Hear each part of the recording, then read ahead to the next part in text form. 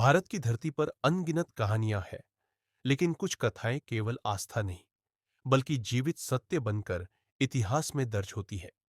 ऐसी ही एक सच्ची घटना काशी, भगवान शिव की नगरी से जुड़ी है। यह कहानी केवल चमत्कार की नहीं, बल्कि ईश्वर की उपस्थिति के एक अनोखे प्रमाण की भी है। यह घटना 19वीं शताब्दी की है, जब काशी में एक प्रसिद्ध सन्यासी रहा करते थे, स्वामी त्रिलंगनाथ।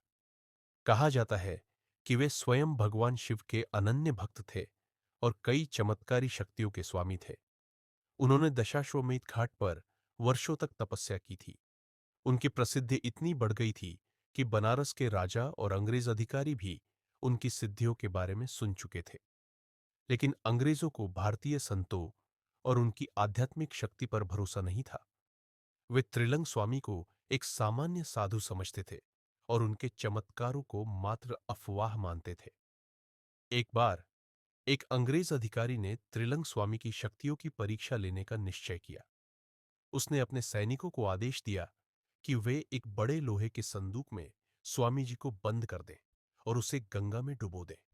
उसका विचार था कि अगर वे सचमुच कोई सिद्ध पुरुष है तो वे बच जाएंगे, अन्यथा उनकी सच्चाई सामने आ जाएगी। जब सैनिकों ने यह प्रस्ताव स्वामी जी के सामने रखा तो वे केवल मुस्कुराए और सहमति में सिर हिला दिया। बिना किसी भय के वे स्वयं लोहे के बक्से में बैठ गए। अंग्रेजों ने उस संदूक को अच्छी तरह से बंद किया और गंगा के बीचों बीच फेंक दिया। समय बीतता गया, 1 घंटा, 2 घंटे, 3 घंटे, लेकिन उस संदूक का कोई निशान नहीं था। अंग्रेज अधिकारी और उसके सैनिक विजयी भाव से मुस्कुरा रहे थे, यह सोचते हुए कि उन्होंने स्वामी जी की सच्चाई उजागर कर दी है। लेकिन तभी घाट पर एक हलचल मच गई। लोग इकट्ठा होने लगे और सामने का दृश्य देखकर सभी स्तब्ध रह गए। स्वामी त्रिलंगनाथ वहीं घाट की सीढ़ियों पर बैठे ध्यान कर रहे थे, बिल्कुल वैसे ही जैसे कुछ घंटे पहले बैठे थे। शांत, निर्विकार, निर्भय। उनके वस्त्र तक गीले नहीं थे। अंग्रेज अधिकारी का चेहरा सफेद पड़ गया। उसने सैनिकों को आदेश दिया कि वे गंगा में जाकर उस संदूक को खोजें। कई गोताखोर गंगा में उतरे और घंटों की मेहनत के बाद उन्होंने संदूक को नदी की गहराइयों में पाया, जैसा का तैसा बंद। लेकिन जब उसे खोला गया तो वह खाली था। यह देखकर अधिकारी निःशब्द रह गया।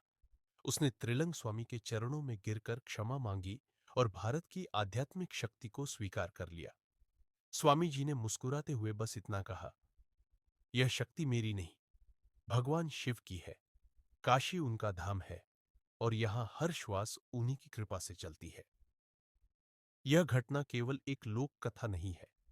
त्रिलंग स्वामी का उल्लेख कई ऐतिहासिक ग्रंथों और संतों की जीवनियों में मिलता है। वे भगवान शिव के ऐसे भक्त थे जो उनकी कृपा से इस संसार के भौतिक नियमों से परे हो गए थे।